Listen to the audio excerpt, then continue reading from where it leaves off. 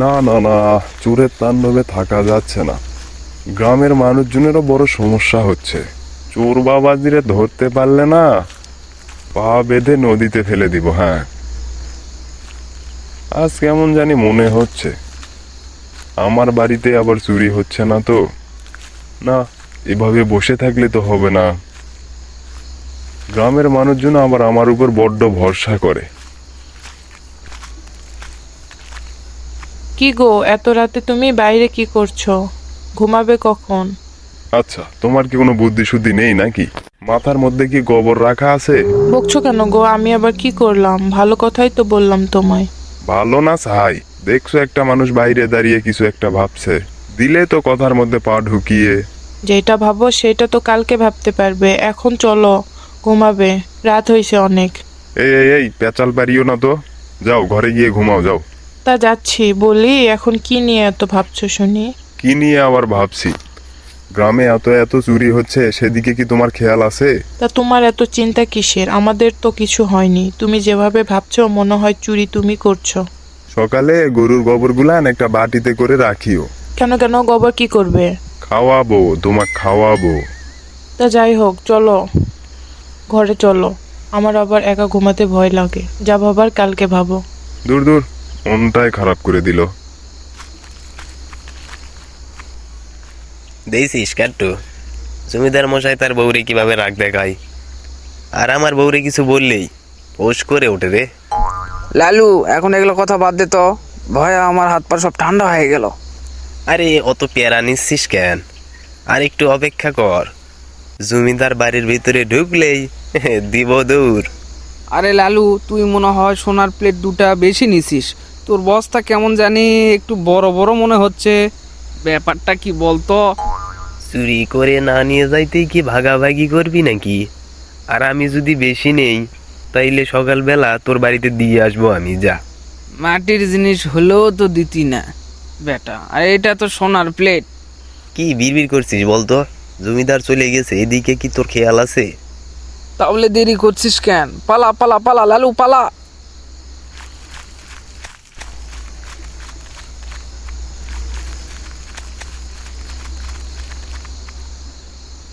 সব তো সোনার প্লেট নিয়ে আসছো, আমার গহনাগুলো কোথায় শুনি?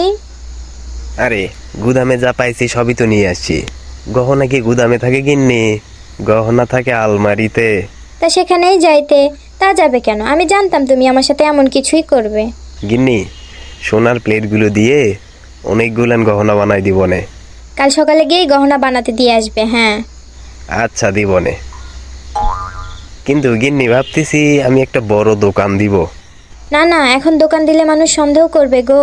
সবাই বলবে লালু এত টাকা পাইলো কই, তখন সবাই সন্দেহ করবে তোমাকেই, ভাববে তুমিই সব চুরি করেছো। এক্কেরে খাঁটি কথা বলছো। তাহলে এখন কি করা যায় বলো তো? কদিন একটু গা চাপা দিয়ে বাড়িতেই থাকো, দেখো জমিদার মশাই কি ব্যবস্থা নেই। চলো তাইলে এখন ঘুমাই পড়ি।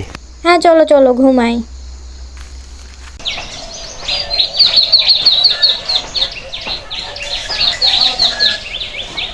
একটা কথা যে কিছুতেই মাথায় ঢুকছে না, জমিদার মশাই যদি চোর ধরার ফাঁদি না পাইতা রাখে তাইলে দরজা কেন খোলা রাখছিল? আবার সকাল সকাল দেখি কাট্টু আমার বাড়িতে। এ লালু, বসে বসে কি করছিস? হ্যাঁ, কি করছিস?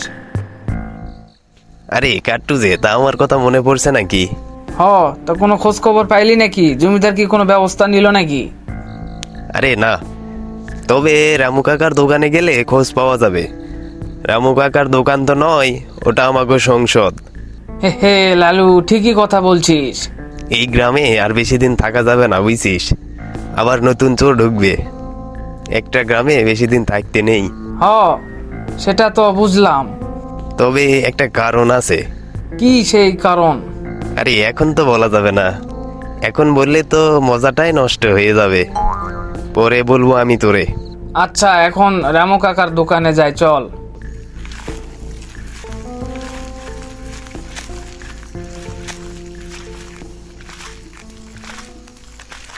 তা রামু কাকা, আজকে মাছের দাম কেমন? আর বলিও না লালু, গ্রামের যে অবস্থা, সব মাছ সস্তায় বিক্রি করে দিচ্ছে। গ্রামে কি আবার চুরিও হচ্ছে নাকি? গ্রামে তো হচ্ছেই, কিন্তু আজ রাতে জমিদার বাড়িতেই চুরি হয়েছে। জমিদার মশাই এই চোর ধরার জন্য 10,000 টাকা পুরস্কার দিবে বলেছে। তাই নাকি? হে হে, তাইলে তো চোর ধরার কাছে নেমে পড়তে হয়। তা করতে পারো। তাইলে চললাম। বাপু, মাছ নিবা? মাছ তো সস্তায় দিচ্ছি। মাছ 60 টাকা কেজি, শুধু 60 টাকা কেজি। না না, মাছ আজকে নিব না, চললাম।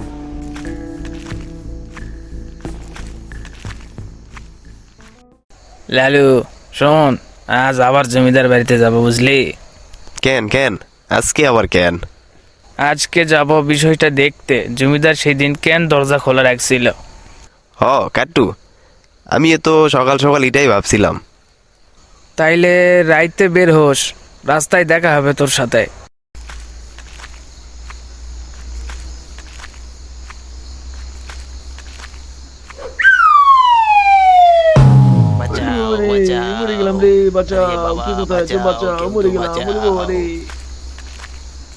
মনে হচ্ছে চোর ধরা পড়ছে।